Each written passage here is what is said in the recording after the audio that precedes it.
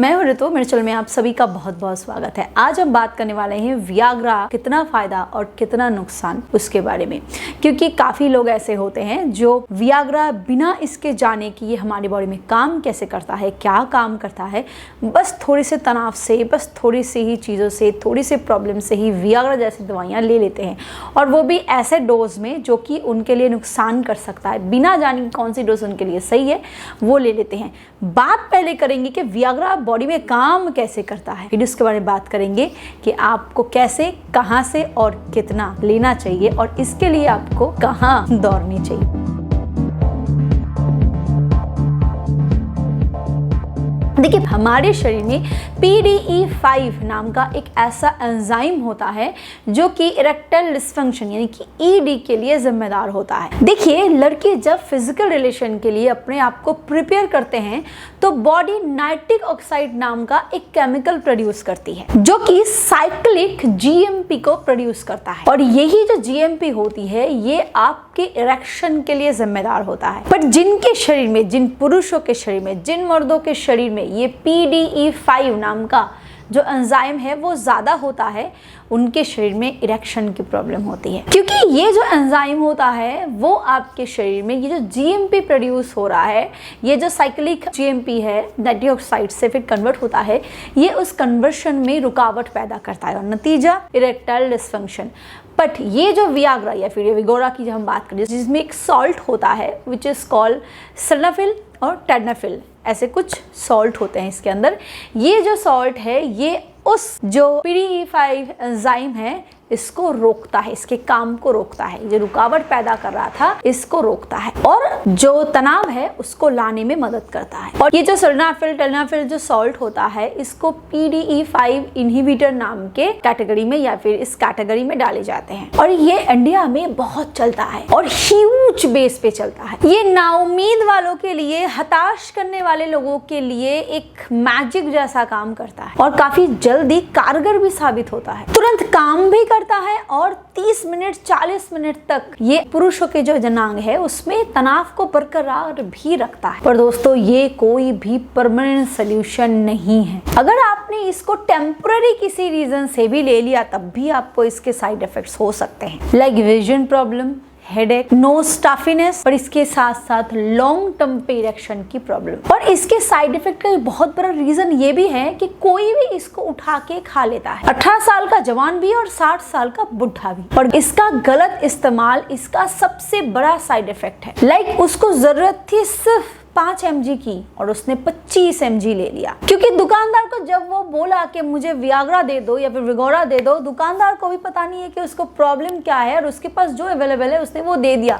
हो सकता है कि उसको 25 mg से ही चल जाता और उसने 100 mg खा ली, और वहीं से इसका शुरू हुआ बॉडी में साइड इफेक्ट्स, क्योंकि शुरुआत से ही उसने हायर डोज लेना शुरू कर दिया। लिंग में तनाव रुक जाना, तनाव खत्म होने का नाम ही ना लेना, और उसके अंदर जो नसें हैं, जो वेन्स है, इसको और ज़्यादा डैमेज करना। और इसका एक दूसरा बहुत बड़ा साइड इफेक्ट ये है, वो है साइकोलॉजिकल इशू, यानी कि कुछ मर्दों को ऐसा लगने लगता है कि मैं दवाई नहीं लूँगा तो मेरा उस तरीके से तनाव आएगा ही नहीं, और वो इसके एडिक्ट हो जाते हैं। एक और साइड इफेक्ट इसका होता है वो है हार्ट की प्रॉब्लम, खास तौर से जिनको हार्ट की समस्या ऑलरेडी है, ये दवाइयाँ ये गलत तरीके से इस्तेमाल मौत का पैगाम माना जाता है। तो दोस्तों, हम थोड़ा सा बात कर ले कि डॉक्टर्स जो होते हैं, जो एक्सपर्ट्स होते हैं, वो किन को इसको लेने के लिए मना करते हैं। सबसे पहला, एलर्जिक पेशेंट या एलर्जिक पर्सन, जिन लोगों को काफ़ी ड्रग्स से एलर्जी होती है, बहुत ज़्यादा फूड से एलर्जी होती है, और ख़ास तौर से जिनको इस दवाई को लेने के बाद ये एलर्जिक प्रॉब्लम होती है, वो बिल्कुल इसे ना लें। जिनको हार्ट की समस्या है, जिनको लिवर की समस्या है, वो कभी भी ऐसे दवाई का इस्तेमाल ना करें। जिनका ब्लड प्रेशर बहुत ज़्यादा लो रहता है या फिर जिनका ब्लड प्रेशर बहुत ज़्यादा रहता है, ये दोनों ही इस दवाई से परहेज करें। और जिनके प्राइवेट ऑर्गेन में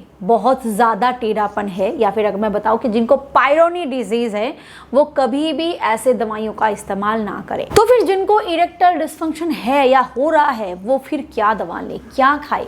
उनसे सलाह यही है कि वो तुरंत किसी अच्छे से यूरोलॉजिस्ट या फिर सेक्सोलॉजिस्ट से कंसल्ट करें और वो कुछ ब्लड टेस्ट वगैरह कराते हैं, कुछ टेस्ट वगैरह कराते हैं जिनसे पता चलता है कि आपके बॉडी में जो ये PDE5 है, जो एंजाइम है, इसकी लेवल कितनी है और आपको कितनी डोज देने की ज़रूरत है। वो एक टाइम बेस पे ही ऐसी दवाइयाँ देते हैं आपकी साइकोलॉजिकल इश्यूज़ को, ये किस वजह से ये PDE5 इनहिबिटर जो है ये आपकी बॉडी में डेवलप कर रहा है, बढ़ रहा है, उसका कॉज ढूंढते हैं और उस तरीके से ट्रीटमेंट करते हैं।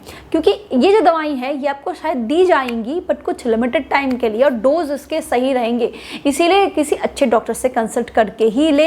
ऐसे ही गर्लफ्रेंड के साथ मिलने जा रहे हो, उठाकर दवाई खा ली, क्योंकि आपको आपकी वाइफ को दिखाना है या फिर गर्लफ्रेंड को दिखाना है कि आप 1 घंटे तक कर सकते हो, फिर आगे जाके करने के लायक नहीं रहोगे। वीडियो को आगे बढ़ाने से पहले मैं आपको एक प्रोडक्ट के बारे में बताना चाहूंगी।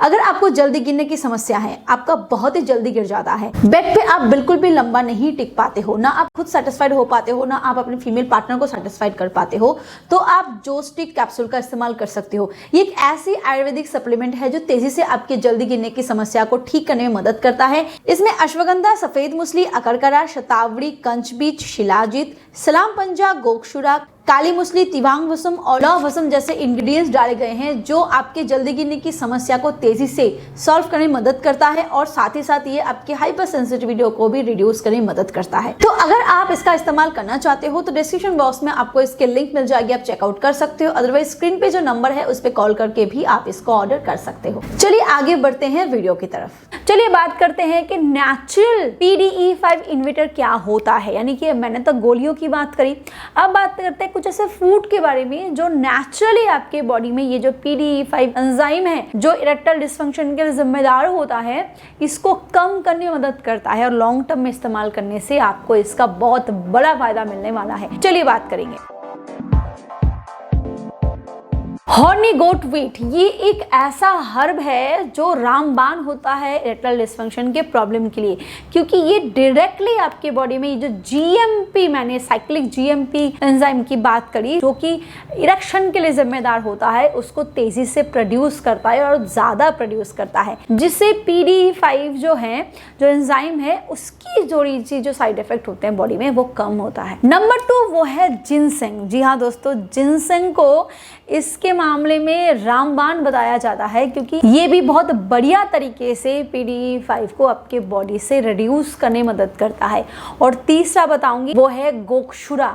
जी हाँ, इसके बारे में भी आपने काफ़ी बार सुना होगा। मैंने ही अपने चैनल में बहुत सारे प्रोडक्ट्स में, बहुत सारे सप्लीमेंट के बारे में ये बताया हुआ है कि ये जो जिनसेंग होता है, ये जो गोक्षुरा होता है या हॉर्नी गोट वीट होती है, ये PDE5 के बहुत बढ़िया तरीके से इनहिबिट करता है और आपके बॉडी में जो साइक्लिक GMP होती है, नाइट्रिक ऑक्साइड होता है, इसका प्रोडक्शन बहुत तेज़ी से करता है, जिससे बॉडी फिर उसको साइक्लिक GMP में कन्वर्ट करती है। यानी कि डायरेक्टली नाइट्रिक ऑक्साइड भी आपके बॉडी में अगर अच्छे तरीके से प्रोड्यूस हो रहा है या फिर डायरेक्टली अगर आपके बॉडी में साइक्लिक GMP अच्छी तरीके से प्रोड्यूस हो रहा है, तो ये दोनों ही बेस पे आपके बॉडी में जो ये PDE5 जो एंजाइम होती है, इसका इफेक्ट और साइड इफेक्ट कम होने लगते हैं और ये इसको रिड्यूस करने में मदद करता है। इसके अलावा आप क्या कर सकते हो, मैंने पहले ही कहा कि इसके कॉज को ढूंढो। काफ़ी लोग ऐसे होते हैं बहुत ज़्यादा अल्कोहल का इस्तेमाल करते हैं, सिगरेट का इस्तेमाल करते हैं, जिनकी लाइफस्टाइल की धजिया उड़ी हुई है, जो रात को सोते नहीं, दिन को घोड़ा बेच के सोते हैं। बहुत लोग ऐसे होते हैं जिनको बहुत गंदी आदतें हो रखी है, खान पान का बहुत गलत इस्तेमाल करते हैं, जिसकी वजह से उनकी बॉडी में ये जो एंजाइम है वो बढ़ता रहता है। इसीलिए इसके कॉज को ढूंढो। काफ़ी लोग डिप्रेस्ड रहते हैं, स्ट्रेस में रहते हैं, उनका भी ये प्रॉब्लम हो सकता है। बहुत सारे डॉक्टर्स होते हैं जो कि इन दवाइयों का, यानी कि ये वियाग्रा, विगोरा की बात कर रही हूँ, जो सल्डेनाफिल जो सॉल्ट होते हैं, ये उनके बॉडी में इसीलिए एज अ व्हीकल काम करता था कि आपकी जो नसें हैं, आपकी जो वेन्स है वो रिपेयर हो सके और उस पर ब्लड फ्लो की कमी ना हो। ये जो दवाइयाँ होती है वो GMP होता है या फिर नाइट्रिक ऑक्साइड होता है, इसको आपके ब्लड के साथ आपके प्राइवेट ऑर्गन में ये भेजने का काम करता है। सिग्नल्स बढ़िया तरीके से इम्प्रूव हो उस तरीके से काम करता है। तो ये दवाइयाँ इसलिए इस्तेमाल होती है, इसके साथ छेड़छाड़ ना करें। आपको कितनी डोज की ज़रूरत होती है, आपको कब लेना चाहिए, क्या परहेज करनी चाहिए, इसकी सही जानकारी आपको तभी मिलेगी जब आप किसी अच्छे डॉक्टर से कंसल्ट करके ही ऐसी दवाइयाँ लोगे।